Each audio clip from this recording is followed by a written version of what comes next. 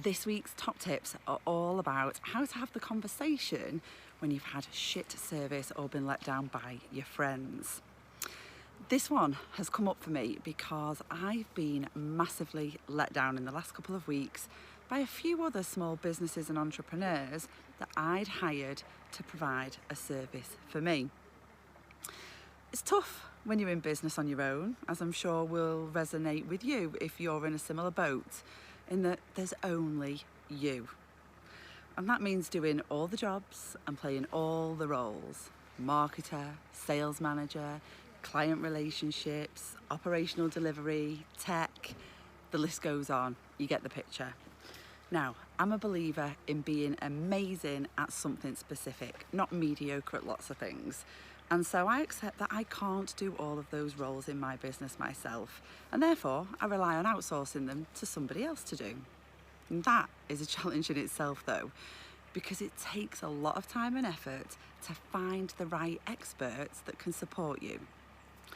Anyway, as most of you do too, I rely on word of mouth recommendations for stuff so that I feel like I'm in safe hands. Now, sadly, that's not turned out to be the case with at least 3 things that I've outsourced in my business in just the last month.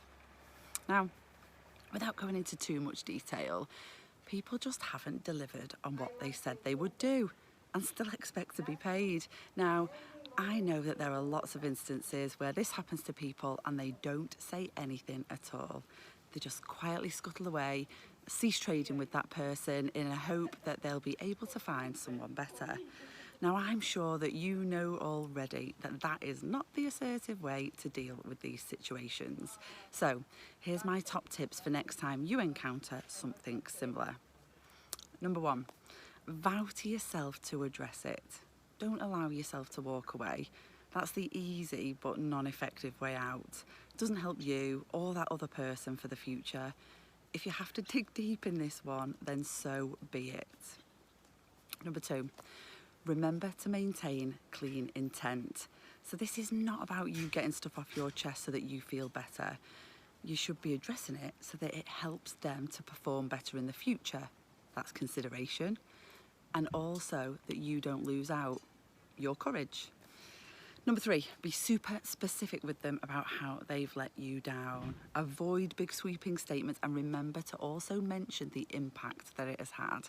This is important because sometimes, as in my case, the impact is bigger than just the money you're spending on paying them.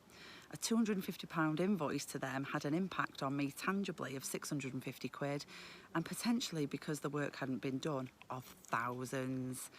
Now, I know my examples this week have been about business, but it also applies in personal situations too. I went to my waxing appointment last week before I came out here to Croatia, and my waxologist told me about a friend whom she'd lent a large amount of money to over a year ago and had still not been repaid. And she felt bad for asking for it, but obviously it was building up resentment too. So to maintain friendships and keep them strong, it's better to address these things. You are well within your rights to ask why, and when you'll see your cash again, let them hold the discomfort around that, not you. Use exactly the same tips I've offered in this video. So I hope that's been useful to you. Do let me know of your assertiveness challenges and wins. I'd love to help you solve and celebrate them. So, right now, I'm off to run an assertiveness masterclass for my retreat guests here in Croatia. So, I'll be seeing you back in Blighty next week.